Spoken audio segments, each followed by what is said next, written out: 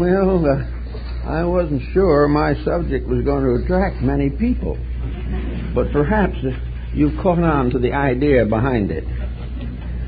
We have probably in the last 60 years there have been a few questions that have recurrently come up.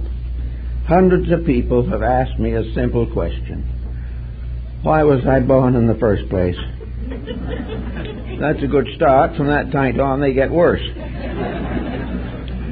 One individual will say, I didn't ask to come here. And if I'm getting along pretty well, I don't ask to leave. But nobody tells me except that I must do whatever Providence demands. So the individual is not very sure of his place in the plan of things, if he has one. Some feel that they are simply the result of biological progression, that there is no reason for anything in the first place, and therefore that the answer to it all is to quietly get through life as comfortably as possible. Others are a little more dynamic in their thinking. They feel that we should go through life making all the noise we can, that we should be busy every moment and dissipate as far as Constitution will permit. Others take some reference in philosophy. They try to understand the reason for life, but they are so unpopular that nobody pays much attention to them. Then the theologian comes along, and he has a very interesting story that was effective until quite recently. In those days when the average person's life was not more than 35 years, or he was able to escape a major dilemma in his community, such as a plague, a fire, or an invasion, these people, under theological pressures, tried to gain a certain patience and insight. They were trying to understand what God wanted them to do, and were doing the best they could under the conditions. Theology told them, or explained to them, that the original point behind the whole thing was original sin. Way back in the dawn of times, Adam and Eve were indiscreet, and we have been punished ever since. This has lost favor for the most part, because we no longer will accept this as a reason for thousands of years of assorted existence. Then the philosophers came along, and they made a pretty good story out of it. They said that it was obvious that in this great plan of things, there has to be a reason for what happens. This universe has got some kind of a controlling mind or consciousness behind it. So, philosophy said, we must try and find out what the universe wants us to do. That was never popular, because it seldom, if ever, agreed with what we wanted to do. So philosophy has a small following, and along came science and more or less took care of that. Today, science has become the reason for existence, and also at the moment, possibly the most likely cause for the end of it. So science became a kind of intellectual hobby. It enabled human beings to find a new outlet, things to do, things to think about, and experiments to make that were wholly fascinating. So gradually, in the course of time, a sort of scientific philosophy came into existence, according to which the real purpose of life was the advancement of knowledge. Well, we have been trying to do that for a long time, and the more we advance, the more our affairs go backwards. So this doesn't seem to be a very good answer. Of course, politics as an answer to anything is virtually impossible. Nobody knows. So we are here in a condition in which we have very few definite supports. And yet we are here. And we are here for an approximate length of time, And time is the measure of opportunity. It is in time that we must succeed or fail. It is in time that we grow or decline. It is in time that the span of our lives can be measured within reasonable accuracy. So we have here a time, now approximately 80 years. This doesn't mean it's a limitation. People can live much longer. But on a general average, that's a fair point. Now, this 80 years seems to be quite a span. In the eyes of nature, the universe, it is about 1 second. And the things that happen in a generation hardly register on the clock of universal events. But we do have this span of time. We have gradually lengthened it. We have made it much more interesting. We have done all kinds of things to use, abuse, misuse time. And yet we have it as a commodity. It really is about the only thing we bring with us as the basis of opportunity for growth, for improvement, or for the development of the individual or collective destinies of mankind. So we all have this time. Now, when we say 80 years, we're not meaning that the individual has 80 years in which to do things. Far from it. Nearly a third of that time has to be used in sleep or rest. Another third of it has to be used to earn a living. And in early life, there's very little achievement. And towards the end of life, there is a weariness which doesn't want to labor too heavily. So out of the 80 years that we have, we are very lucky as individuals if we can call 1/4 of that free time. Time to do as we please.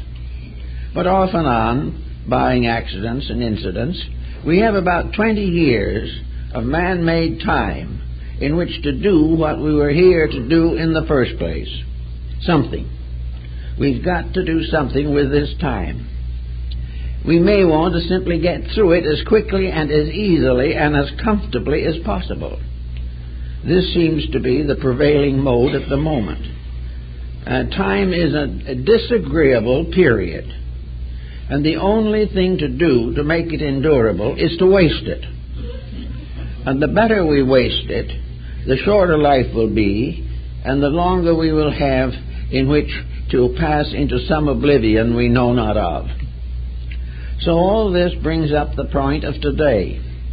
Here we are with a small span of opportunity. Time to do something. Time to be something.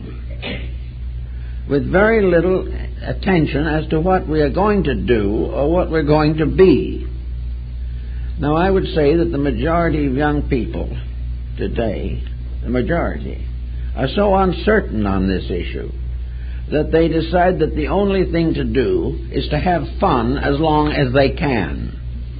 And fun becomes the way of filling up the active quarter of human life that is not occupied by inevitable pursuits. Fun now is all kinds of things. Today, fun is not what it used to be. In the older days, fun was largely a domestic household procedure. The small community made its own entertainments, and between birthday parties and Christmas and holidays and church festivals, the individual got the idea that he was enjoying himself. At least he thought he was doing fairly well.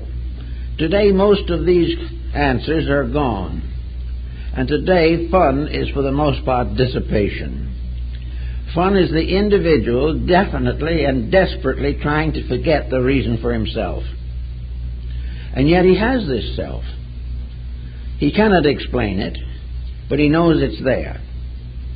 He knows that this self in him is alive and is part of a greater life. He breathes, he thinks, he feels. Therefore, there is some part of himself that is in there as a conscious unit, a being. And this being is to the most part an annoyance. This being may have brought forward from the past a certain amount of moral tradition. It may also watch news reports and see what happens to people who abuse being and the trouble they get into. But having watched everyone else get into desperate trouble, the new viewer gets into the same trouble himself without a moment's hesitation. Actually, we are here without motivations, and yet we have opportunity. So one of the things we must admit about life is that for many people at least, life is a wasted opportunity. There should be something better we can do with it. There should be something about it that we can pass on as an achievement, so that our descendants will be glad that they are here and that we have made life better for them. So this problem brings up the great issue that we want to discuss, the proper use of time. And we must admit, I think, the old saying that time is not for wasting. And yet we are doing everything we can to waste it. Our entertainment is a waste of time for the most part. It has been highly philosophized that all these various programs indoctrinate us in great principles and truths and encourage us to avoid ills. But in practice it does not work that way. We simply sit glued to the tube, and whatever is on there we take. And we waste the time that we might be doing something with. Now, one of the reasons why we come to this conclusion is that every once in a while an individual has an opportunity. He has a chance to do something bigger and better than he's ever done before, and he is totally inequipped to do it. He has not any background that is going to support a better level of living or thinking than he now has. He hasn't advanced his studies well enough to claim a better profession. He hasn't a deeper understanding of life with which to build a better home. He hasn't any basic moral integrities to impart to his children. And in the world of politics, he does not know who to vote for, and for the most part doesn't care. Now this is not good, and yet it comes about as the inevitable result of an unplanned life. Now you tell people today, young people especially, that life is something to plan for, and they will do everything they can possibly to get rid of you. They do not want to plan, because they'll feel that they are surrounded by circumstances that make planning useless. And one of these is nuclear warfare. Many young people today do not expect to fulfill their life expectancy. They believe that somewhere along the line they are just going to be eliminated. Therefore, what they think, what they do, and why become comparatively unimportant. The problem is to live now and make every opportunity to enjoy yourself while you can. This was the motto of the old Romans: eat, sleep, be merry, but tomorrow you may die. This type of thinking has always burdened a world that continued to nurse ignorance and continued to support falsehood. But now in the 20th century, things are getting a little more complicated. There are more people, there are greater problems, there is less integrity, there is more conflict, and every individual sort of feels that his neighbors are his enemies. And the neighboring countries are enemies. And those in office are enemies. And life itself, from the storekeeper to the politician, each is an adversary in itself. So we are here in a world in which most people are not able to cope with the daily circumstances of life. Now those who are a little older in years have certain inheritance of thoughtfulness, and they are continuing to the best of their ability to make life a little better for themselves and each other. And youth is coming face to face with a major dilemma of its own. It is now becoming increasingly obvious to young people that dissipation is a fatal mistake. That this problem of trying to obscure time, trying to waste time by forgetting you even exist, is not working out. Little by little, a younger generation is destroying itself, or at least disillusioning itself about its own attitudes. So with this type of thinking, we have to realize that an educational process is going on, whether we know it or not, or whether we like it or not, or whether we will accept it or not. Life is not a series of events that have no relationship to each other and no meaning. To attempt to prove that life is meaningless is to gradually transform an interesting and remarkable existence into a state of meaninglessness. It is meaningless simply because we have destroyed the meaning ourselves. So out of this comes a gradual recognition that is taking over very strongly at the present time, that the life of fun, the life of do as you please, the life of give no thought to each other, all this type of thinking is definitely wrong and is producing definitely destructive results. This is the most active and most positive proof that we have that the universe is an integrated being, that the universe has integrities. One of the simple evidences bound through the ages has been that those things which have integrities receive natural support. Those that go against integrities destroy themselves. Nature does not give a victory to that which is not right. It gradually, inevitably, and remorselessly forces the individual, the generation, or the humanity back into line with truth and with fact. Now we're beginning to see this. We're beginning to see the young people we knew a few years ago starting out in life, and we see now that they are wrecks. We see that they have lost all their values, that the moral code is falling apart, and that freedom, as we call it today, is nothing but a travesty. It is the ability of the individual to do nothing, the right that he has to be wrong in every sense of the word. And this is simply not working out. If we could prove that a lawless generation lived better because it lived according to its own inner convictions, it would be different. But the moment the individual breaks away from the basic patterns of society, he is in trouble. And he will remain in trouble until he finally is brought back into line. So we see around us lots of young people today who are badly frightened. Frightened over narcotics. Frightened over many of the mores of modern living. Frightened of dissipation. And afraid of the weaknesses in themselves. The discovery of internal weakness can be a destructive factor, or it can be an inspiration for the individual to mend his ways. So time is the problem we have. This time is limited. This time is something that gives us only a few years in which to do something.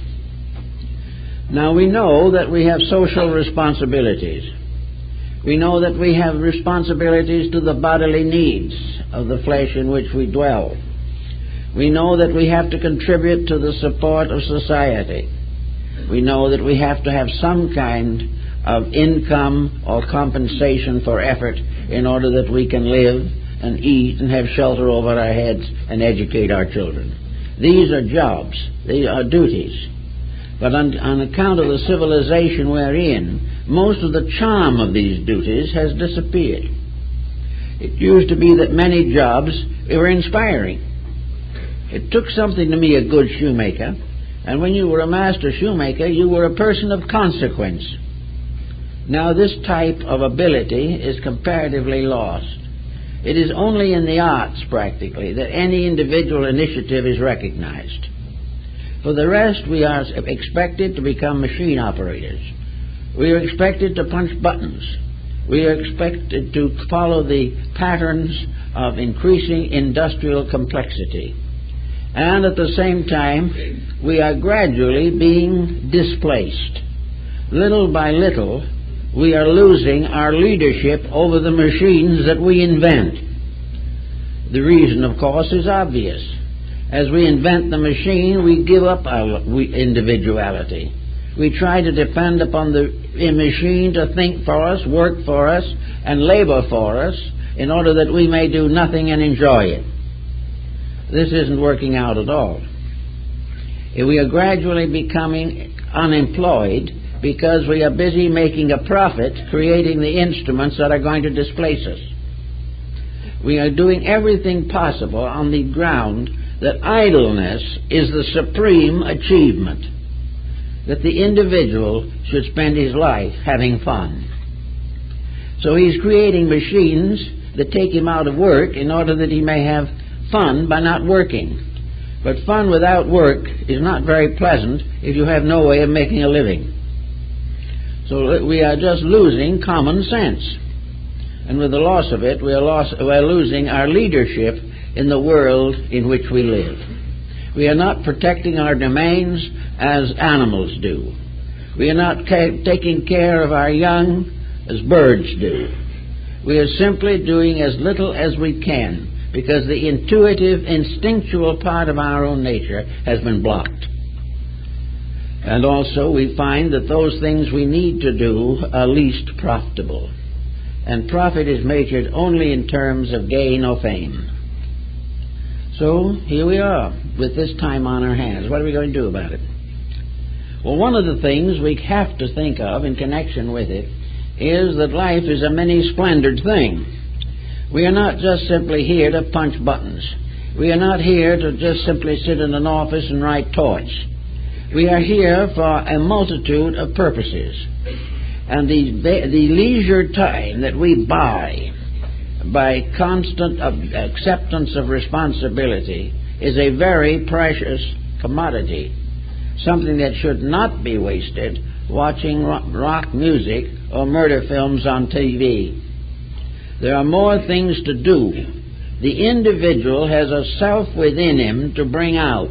He has capacities he's not even interested in developing.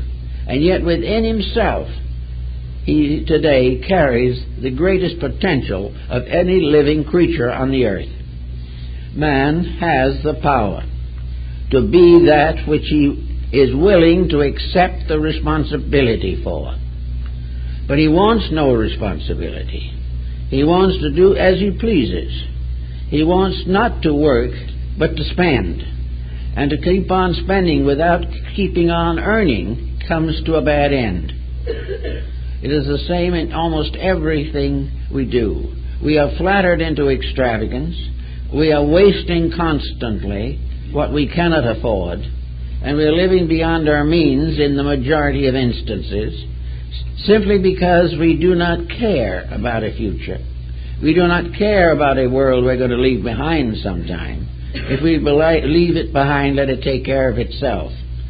Perhaps some of our ancestors said that, and that's why we're in so much trouble. But regardless of how you look at it, these years that we have, these hours a day, maybe 2 or 3 hours a day, are available for something better than wasting, something better than trying to bury our boredom, something that is more valuable to us than trying to forget that we do have a life and hoping that by forgetting and taking our mind away from facts that we can drift slowly into oblivion with a bridge card in one hand. This is the type of thing that we want to try to do. Many older people now are just trying to fill up time. They have no real initiatives, no values. And yet they have within them the most powerful force in the whole world, the human spirit. What is happening to it? It gets tired. It gets tired largely because it doesn't have any resources. If it really understands itself, it won't be tired. But if it understands nothing but a job, it will be tired. If it recognizes that as long as it can breathe, it can learn, life would be far more interesting. But we gradually overlook all this and largely are over-influencing our own feebleness of age. With nothing to live for, there's very little for the body to do to help us. If, however, we keep on calling on resource, the body will continue to provide it. Maybe not completely, but enough to give us a very interesting and purposeful existence. So in this particular problem, it's a matter of finding out that we will live longer and better if we're doing something we believe in. If we're making some kind of an effort to help others, to advance the cause of good projects, if we are definitely engaged in meaningful activity that satisfies the mind, the heart, and the hand, we will have a much better chance of help. There's nothing that is more likely to produce a very serious health relapse than a life devoted to escaping responsibility. The more we escape, the more we compromise, the more we dissipate, the more likely it is that we will practically die on our feet because we have nothing left to live for. Now, if we have some time, it's a good point to start in as early as we can to figure out how to use these potentials that we have. And I think the old guild system in Europe was one of the best that we know. And the guild system was a very carefully developed process based upon the Dionysian artifices of ancient Greece. The guild system was the basis of education. The education was what we would term today by apprenticeship. The individual learned by doing. He learned to be a shoemaker by apprenticing himself to a shoemaker. And for 5 or 10 years, he stayed with his master, the shoemaker, until the master gave him his papers, by which he became a full-fledged shoemaker in his own right. And having attained to this particular distinction, he had a career for life. He was also bound by the system to the integrity of his labor. Every pair of shoes he made was part of a guild structure, and a cheap pair of shoes was a disgrace to every shoemaker that ever lived. And when it happened, the disgracing one lost his papers.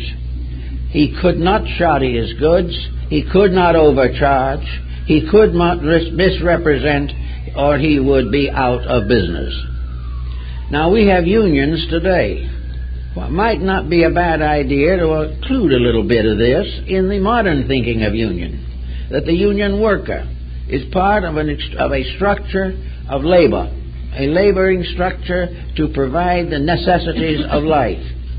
Any member of a union who cheats, defaults, overcharges, exaggerates, or fails to fulfill in the best way possible the job he has is a disgrace to his union. And in the 16th and 17th century, that disgrace came as a very rapid punishment. So the union produced, those unions in those days produced these workmen who were trained, who were dedicated, and to whom a good day's work was part of a basic religion, and was sanctioned on the point as to whether there is a God or not. It is a good religion to do a good, honest day's work. Now, this type of thinking has kind of disappeared, but the guilds had another interesting point. When you were a member of the guilds, you didn't just go on all the time doing nothing but shoemaking. You had a complete pattern of life in there. And these guilds, all of them, functioned on a level of creative art. A good guildsman was probably a musical composer. He made shoes in the daytime and wrote poetry at night. He not only did that, but he had competitions in music in the local church or cathedral. He had all kinds of artistic achievements. He was a composer. He was a literary man. He did everything you could think of. Perhaps he was a tailor in the daytime, but at night he painted portraits. Every guildsman had to have 2 strings on his bow. He had to have 2 things to do. One, to make a living for himself and his family, and the other, to make a living for the being inside of himself that wanted to do something important. So these people We know probably one of the best examples of this is the story of the Meistersingers of Nuremberg in the opera of Richard Wagner. Here Hans Sachs is the hero, a shoemaker, who was also a politician, was an artist, a musician, had his apprentices and taught them as a parent, not as a taskmaster. He wasn't there to get the last ounce of life out of his apprentices. He was there to see that when they came and got their papers, that they would be a credit to the guild, a credit to the trade they belonged to, and also that they would share in the avocational developments appropriate to a good workman. A good shoemaker cannot make shoes 24 hours a day, even if he could stay awake. A good man in any line, a tailor, a grocer, a mechanic, they cannot do nothing but that without destroying the inner part of their own lives. Therefore, everyone who has a trade should have an art. Everyone who has a craft should work towards a profession. Everyone who is working works for three things: the good of society, the advancement of human needs and his own life, and the glory of God. Those were the principles upon which labor was originally based. Today, such thoughts are little better than treason. We have lost all of this. We have lost it and have now made it a virtue to think of only one thing, and that's your job, and stay on it till you wear it out, and then someone else will take your place. This is not humanity. This is the result of a loss of the realization of the human dignity of every human being. That we are all here for mutual support. In the course of society, it has become necessary for us to all cooperate to maintain the common good. In one way or another, we all have to help each other, whether we like it or not. But in the making of this type of a decision, we need dreams, we need hopes, we need visions, we need something in the inner life of the individual that makes it needful and proper for them to grow, for him to grow as a person. He must not only be a good carpenter, but a good father. He has not only to work to maintain the physical existence of his family, but to see that it grows, is educated, and if necessary to sacrifice much of himself for the burdens which he has voluntarily assumed. But if he is proper-minded, these experiences are all valuable. He may learn a trade, but if he fails to hold his home together, something is wrong with his integration. So now we come to this problem of time. These hours that we have to ourselves are the opportunity for our cultural development. They are the period and time in which we can do the things that we want to do. But everything depends upon our wanting to do something that is worthy of a human being. It doesn't have to be a great and masterful achievement, but it has to be something that is a step ahead of the monotony of labor. It has to give some contribution to the involving and evolving of life. When the old guild masters built a house, it was more than just a roof and a basement and four walls. A house had to have something about it that was beautiful. It had to be timbered on the outside, sometimes in Europe painted with interesting designs, religious or secular. A place made beautiful. No one was satisfied simply with four walls and the floor. They wanted something that pleased the inner life of themselves, something pleasant, something inspiring, something comforting. And the same when they furnished it. They were not buying furniture on the basis of finding out who could afford the biggest chiffonier or something. They bought the things they liked. And having liked them and bought them, they loved them for the rest of their lives. The process of dumping the house and finishing it every 3 months does not occur as an example of taste. It is another one of these desperate, nervous reflexes to boredom. the individual has to do something, so the easiest thing for him to do is spend money, if he has it. And if he has it and can spend money, then he has the yacht and the condominium and all these things. But he is still bored.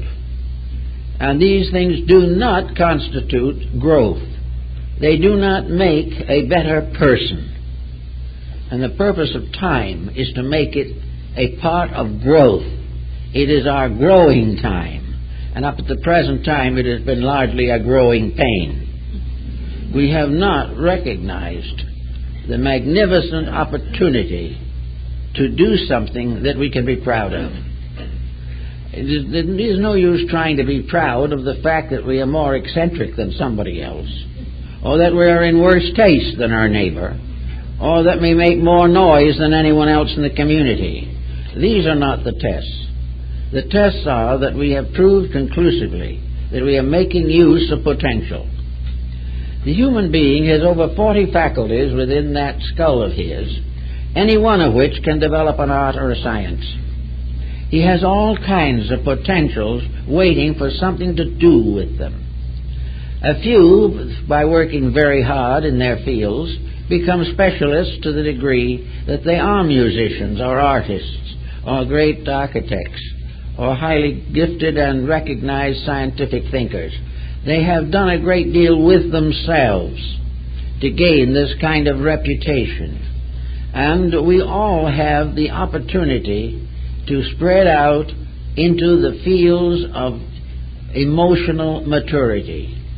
Our emotional lives are going to pieces also.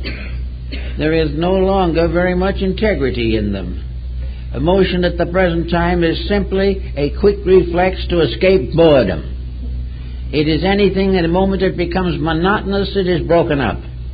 There is no real effort to build these things as positive equations in life. We accept them as just another way of wasting time until we die. So out of all this time wasting, we are becoming a world of alcoholics, drug addicts, and what have you. The entire theory of life has fallen apart. Now, fortunately, in the midst of all of this, the prodding of inner conscience has begun to move things a little bit.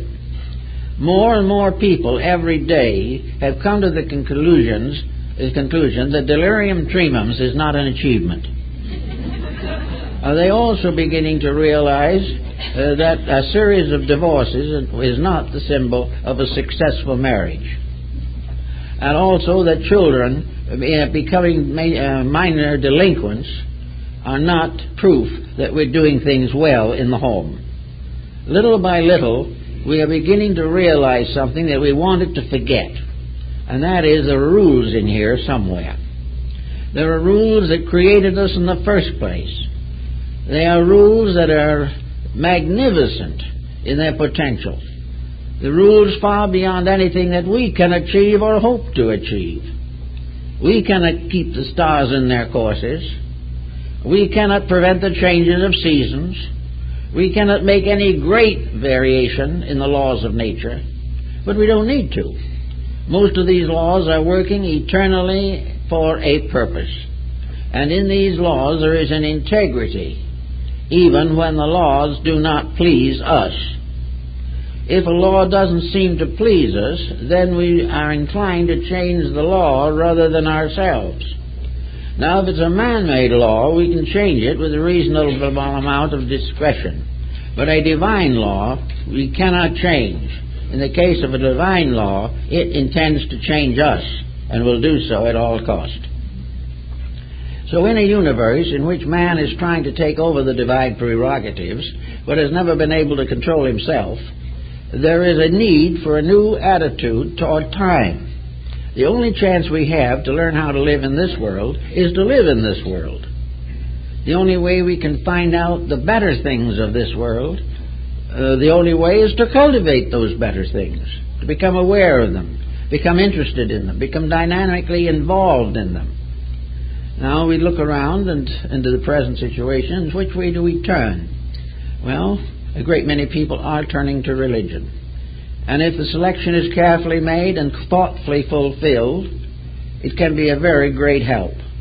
Because religion will remind us of one thing, namely that there is a moral universe, and we are a citizen of that as well as the physical world.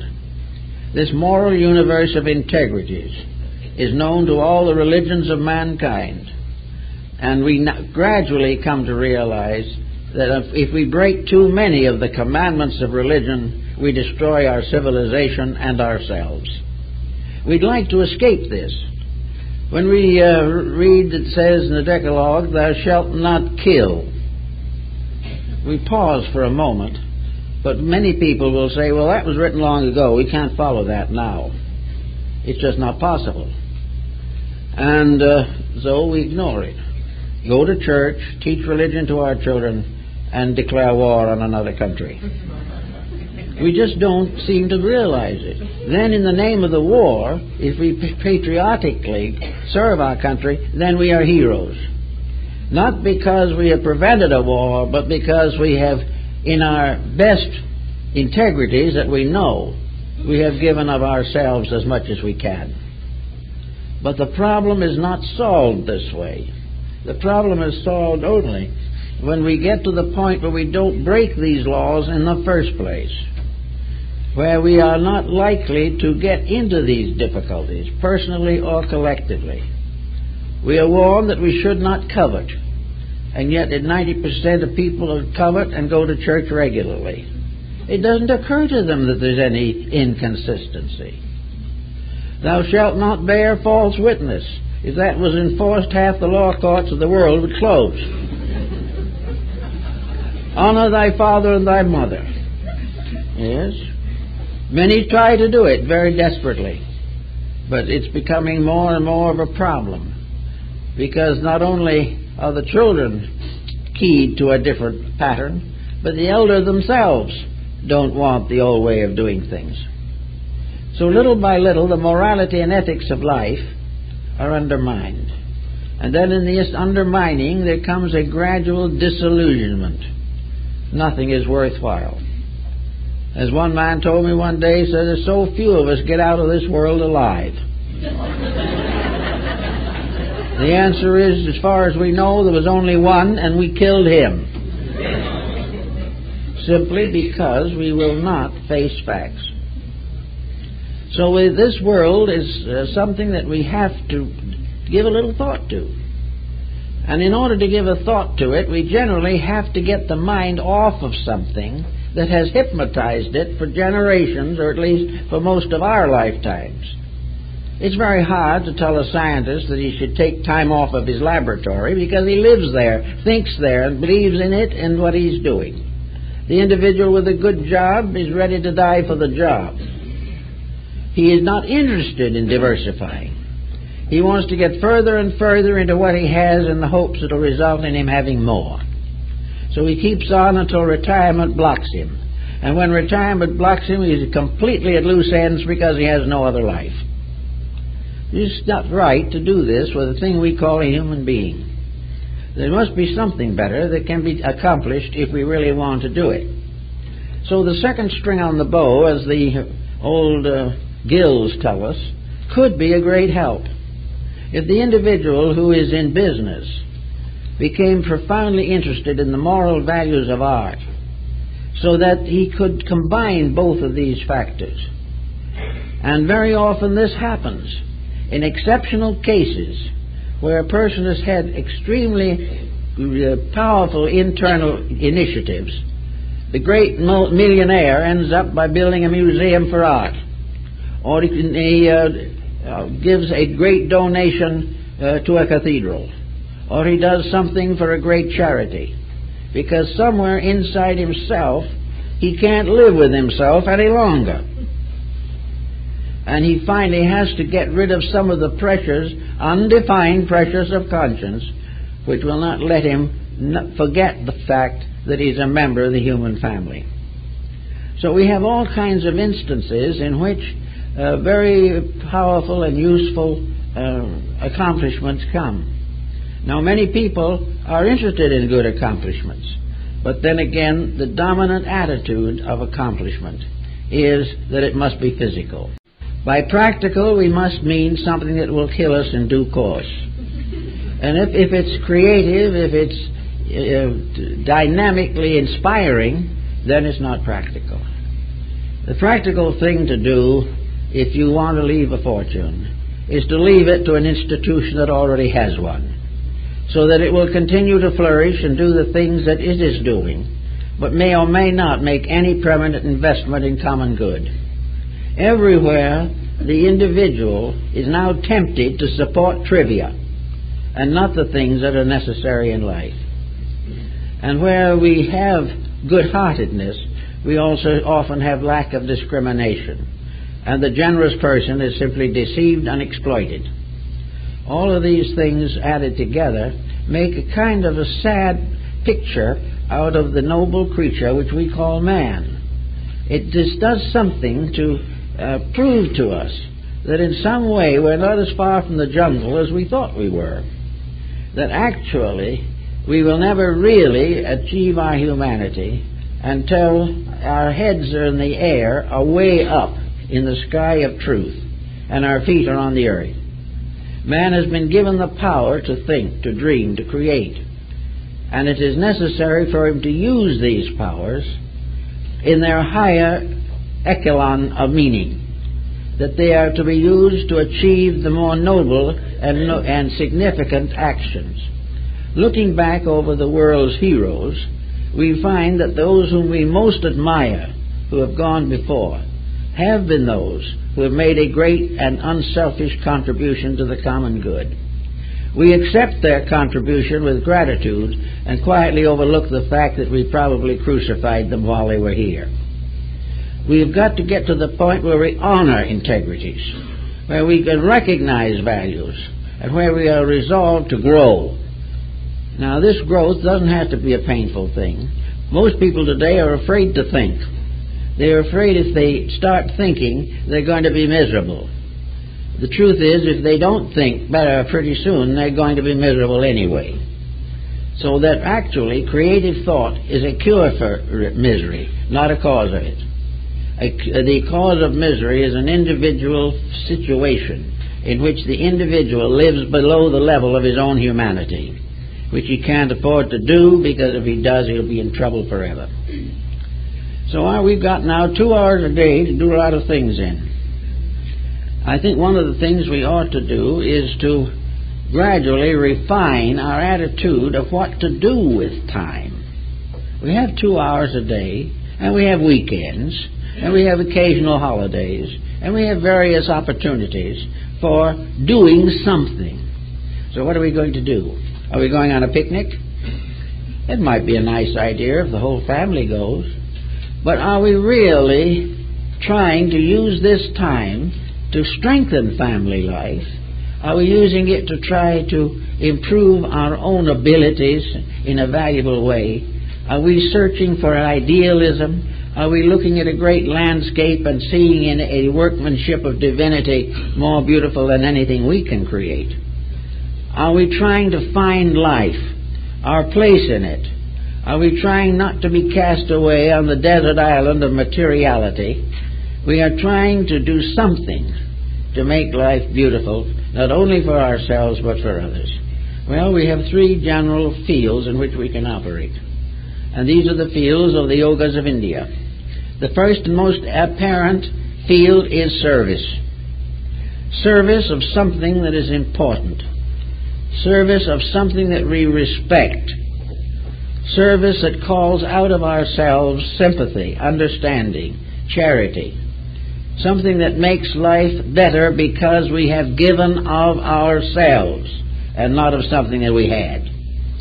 So service in the cause of the less privileged, and in the larger domain of things, a career built upon the protection of those values which we are likely to forget. Service is very important. Service is something that can really take the place of television, which is a tremendous interval. But instead of watching somebody murder somebody on TV, we can do something that is at least constructive. We can try to help someone we know is in little need of help. We can become involved in community projects, which today are very numerous. We can do all kinds of forms of service and find greater help and greater happiness in working with underprivileged persons than we find listening to rock music on radio. We can do something with life gradually to make ourselves a little bit glad about ourselves, that we are doing something that might be of some general public value. Now, the second form of growth, of unfoldment, is self-improvement. Self-improvement implies a great many things. Young people starting out today have problems of education. They are not planning an education in most parts. They are looking around or listening to somebody tell them what job will make the most money. They don't realize the fact that the job they're going to plan for, because it makes more money, may not even exist by the time they graduate. We are losing more people who were trained in something that is no longer being done than we can afford. So instead of this type of thing, there can be a discrimination, a discretion. What kind of a future can a young person make or build that is almost certain to survive? It won't be a computer, because the computers of 10 years from now he won't be able to operate without at least 10 more years of instruction. It won't be to make a better mousetrap, because they are practically extinct. The man who made the last buggy whip was a master workman, but he starved to death. No one will follow these things. But look over the world you live in, and why do you see something that could be the basis of a good future? Well, one thing it seems to me should be given some consideration is language. Language is going to be increasingly valuable if we are ever going to build interracial and international understanding. Language, the study on the language on the side, will not interfere with your daily job as a mechanic. It won't prevent you from being a good doctor. It can't interfere with the practice of law. It can do none of these things. It is simply a trained and disciplined avocational interest to prepare for a future that is very likely to happen. They'll change the models of the cars. They'll change the model of the typewriter. They will change the laboratory techniques. But when we people want to talk to each other, they've got to have a basis of understanding. To go around as we do now, depending constantly on interpreters and translators, is foolish. We are for the most part, an isolated world, limited to the English language. A world is growing up around us in which other things are going to be tremendously important. And we cannot also depend upon the mistranslation of our ideas by undisciplined or unscrupulous politicians. So language comes in. Now you can get a genteel knowledge of French, but this isn't going to be so useful. Languages will have to be selected for use. We are developing a tremendous polyglot population here. Language is going to be very useful. But most of all, it's going to be a problem where someone will come up and say, we've got a job that is world importance. We need a good American to fill this job, but he must speak Russian. He's not going to have much competition. Another one will say, we can put a very good man in Taiwan, but he must speak Chinese. So somebody else gets the job. And we keep on doing the things we always have done because we haven't built a future on an imagination. We haven't sensed the things that can be done, that could be tremendously important. But our avocational interest also opens in language a whole world. It opens art, music, literature, history. It gives us a tremendous new atmosphere in which to work. It is an open door into a larger world. And it is much more important to us than watching somebody shoot somebody on TV. Now, that type of thing is a specialized problem in training. And as we look at it, we realize for once that it has nothing to do with the crafts and trades with which we are familiar. We are not going to be in need of more mechanics. We'll have more than we ever need. The same of doctors and lawyers. What we are needing is people who can communicate on human problems. And this is very, very short in supply at the present moment. So here is one way of planning that extra string on the bow. Doesn't have to be language, but it has to be or should be something which is not dependent upon somebody inventing something out of it. It is not something that we must compete with others who have more skills than we have. It is something to contribute to understandings of life. This is the second problem. It is the bridging of intervals. It is the bridging of ignorance. It is the breaking down of the barriers which lead to hypocrisy and intolerance. So these things are very important, and we can give them a lot of consideration. Another field that is, of course, tremendously vital is interreligious and interphilosophical understanding. The time has come when it is necessary for the mature, thoughtful person to understand the beliefs of the human race, what they mean, and how they can be advanced and used. And whenever a person from this country or any English-speaking country goes to a country with a different religion, he should go with a reasonable understanding of the mechanics and inspirations of that other faith.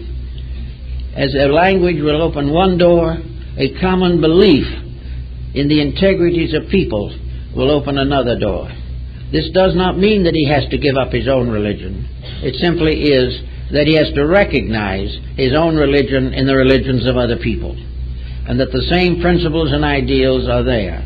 So to communicate on that matter from a business standpoint, from a career building standpoint, can be the difference between another civil war and a better understanding between nations. These things have nothing to do with money, but they have to do with a great satisfaction of the spirit. And this is something that we are losing and don't know what to do about. Then we have other problems, and that is the Oriental philosophy of self-discipline. The self-discipline which comes from Zen, Yoga, Vedanta, or any Buddhism, or all these different religions. The individual must finally get to the condition in which he can run his own life. Instead of being in the condition of being constantly apologetic for his mistakes, he should learn to gradually live and develop his own character. Discipline will prevent him from destroying his own body, will prevent him from making himself incapable of using the faculties with which he has been naturally endowed. Discipline, therefore, is a tremendous value. It prevents almost all forms of misunderstanding. It ends gossip, jealousy, and all the small troubles that bother humanity. Discipline is to put the self under the control of a pattern. Now, this pattern doesn't have to be everybody else's pattern, but it must be a pattern which ensures that the person will never be less in his conduct than the best that he knows. This self-discipline is the beginning of broadening out the foundation of a complete life. For all these things together make up a life. A life has to be made up of a series of balanced factors. The individual who becomes unbalanced in living is going to head into disease and into sickness. And when the time of life comes when he could enjoy himself a little bit, he'll be too tired, too sick, and too weary to worry about it. So this discipline is the greatest factor in the maintaining of health. And health in this case is mental health, emotional health, and physical health. So a little time devoted to this problem, a little discipline every single day, a fulfillment of those things which are best as they arise, the control of temper, the control of unkindness, the end of bickerings, the ability to live with someone who disagrees with you and still live happily and harmoniously, simply because you have overstepped or gone above the basis of quarrels. If you rise high enough in quarrels, you will finally find that they end in unity. But if we nurse them on the earth, they will never get over it. So there is another point where discipline is very, very important. Now, all children growing up, and young people, and for that matter all old people, must learn to love beauty and love life as it is. Instead of going out to criticize everything they see and do, they've got to learn the dignities of life. They've got to learn to appreciate emotionally and mentally the beauties with which this world has been naturally endowed. The sunsets, the gardens, the flowers, the trees, these things are remedies for hate, suspicion, and despair. Little by little, the natural universe, if given an opportunity, can bring great consolation to our hearts and minds. We have to gradually learn that we live in a beautiful world, and if it looks a little otherwise, it's largely because of us. That actually we live in a well-disciplined pattern. We live in a world that is almost like a great clock in which everything runs on time. We are living in a world in which laws and rules and patterns are highly protective. But we have taken the attitude that protection is a kind of imprisonment, that we are being protected from doing the things we want to do, when in reality we are protected from doing the things that we can't afford to do, but we don't realize it. Therefore, to cooperate with nature, to recognize the natural beauty of existence, to gradually cultivate the power to control all emotions that are destructive, will give us a new understanding of life. If we begin to see the beauty in things, we're not going to watch the things that are not beautiful. We're going to realize that asymmetry, discords, these things are the result of ignorance, of misunderstanding, and of excessive lack of discipline. We are going to realize that where the individual can't endure himself, can't live with himself, can't understand himself, he will make a loud noise. This doesn't solve anything, but it gets it out of his system, but only for a moment. 5 minutes later he has to make another loud noise, and so on until he is too weak to continue the process.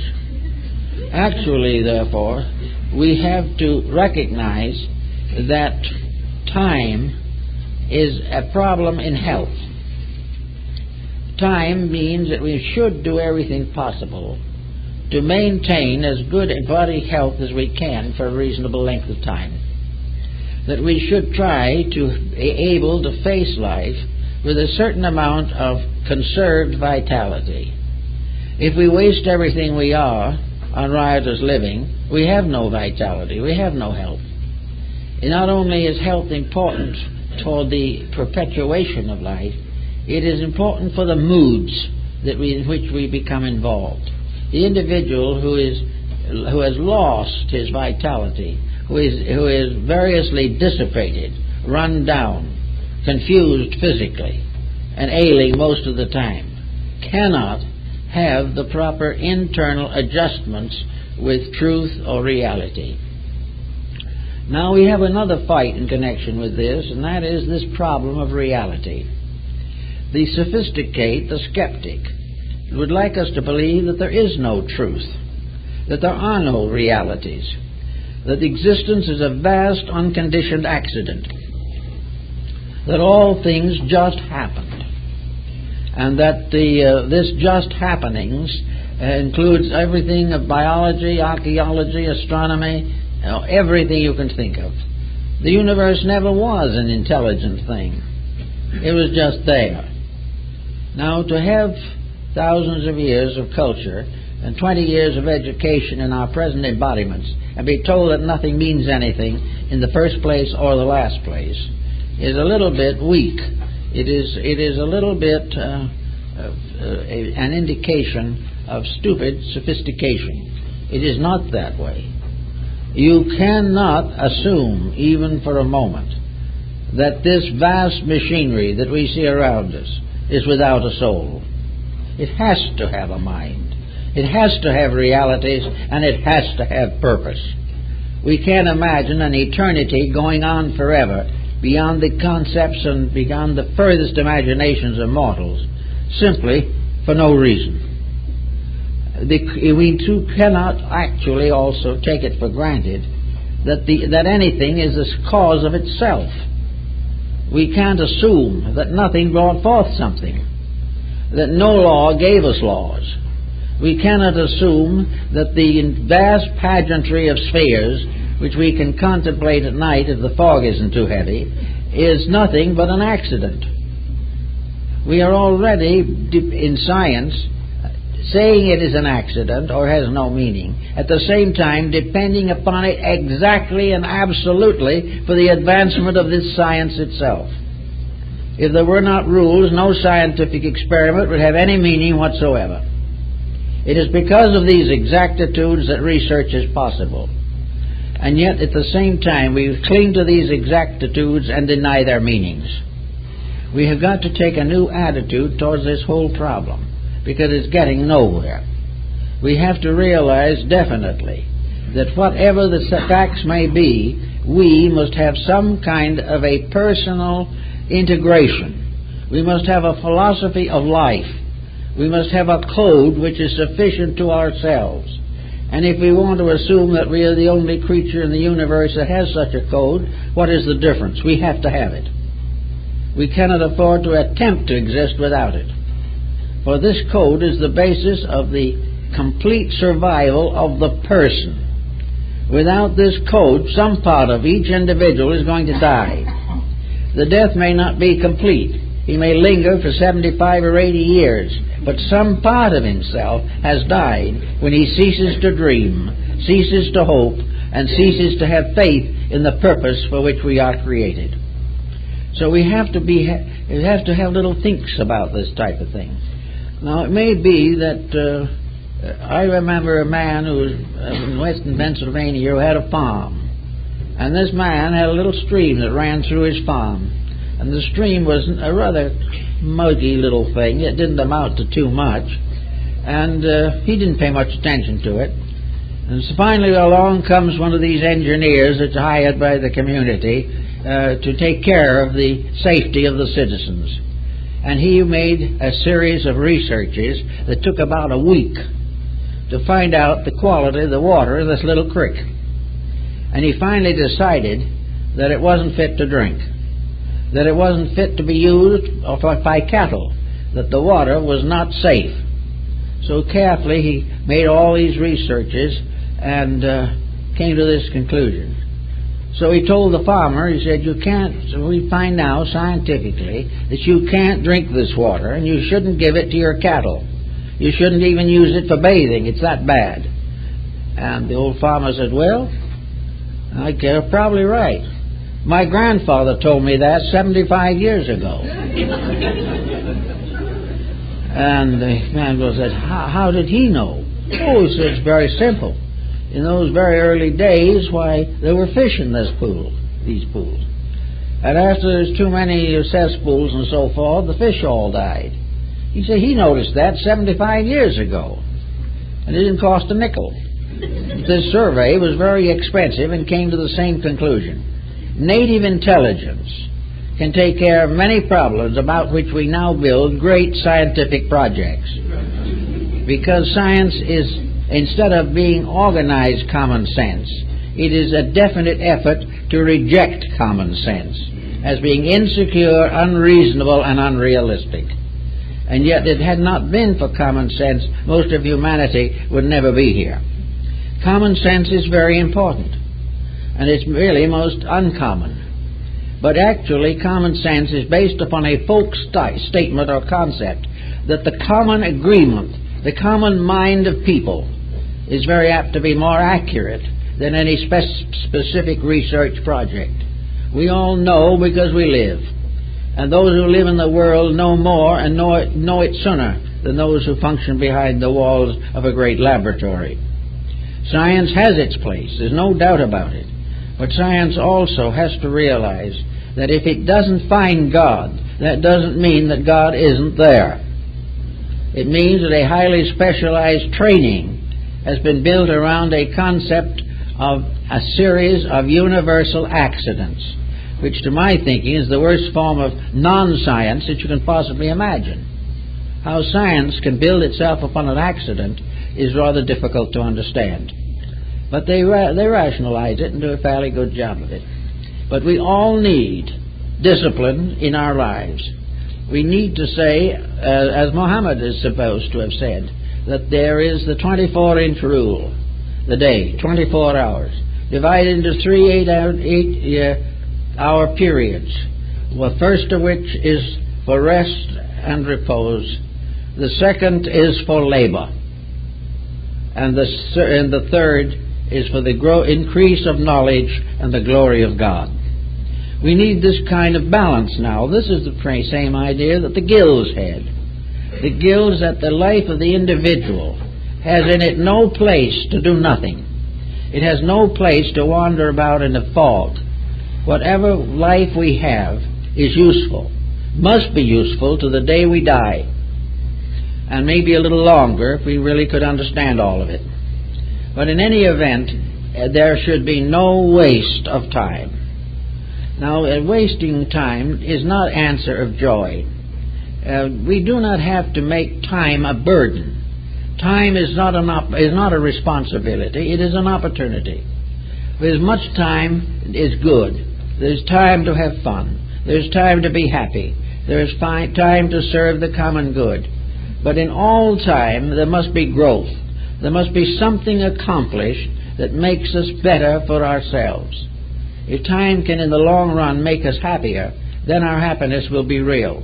But if we depend for happiness upon dissipation, our happiness will be fatal to our survival.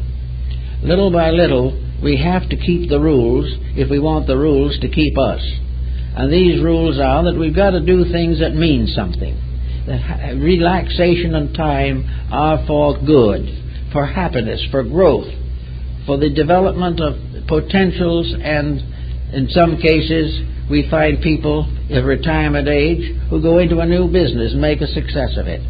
But if this business has something for the common good, the older person who is no longer so much concerned with wealth is likely to be a very good servant to a common need. Everywhere to work together is good. Everywhere to use spare time for pleasant labors.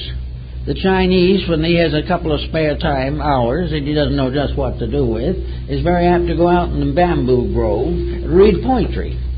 He might also go out in the bamboo grove and write poetry. Or he may join his neighbors in a little tea ceremony to be associated with the contemplation of the beauties of nature. We drive through the beauties of nature at a pretty fast rate, and we fly through even faster. The world of nature has disappeared for most people.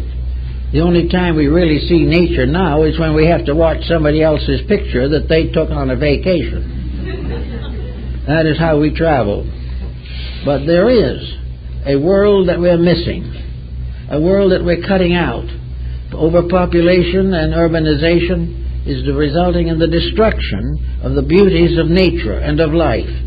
And surmounting this difficulty is getting to be a great problem. We have to find new beauties that we didn't understand before. But we must have beauty or we die. So little by little we have to find the things that help to make life possible. And if we can do that, we will have a good life, and we will make proper use of time. It is here because it is the golden opportunity. Time goes by, and in the end, the hourglass runs out. But time, while it is here, it reminds us of the saying of the old Greek sage, who on his deathbed was listening carefully to the gossip in the front room. They told him he might not be alive more than an hour, and it wasn't worthwhile to listen to gossip anymore.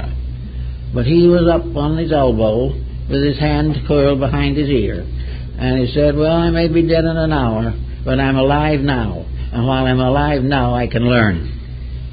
And the use of knowledge and time to find out why we're here, and why it is that we need to be here, and what we can do about being here, and how we can help to fulfill a plan of which we are a part and from which we can never escape. If we begin to think in these types of terms, we will have better music, better art, better literature.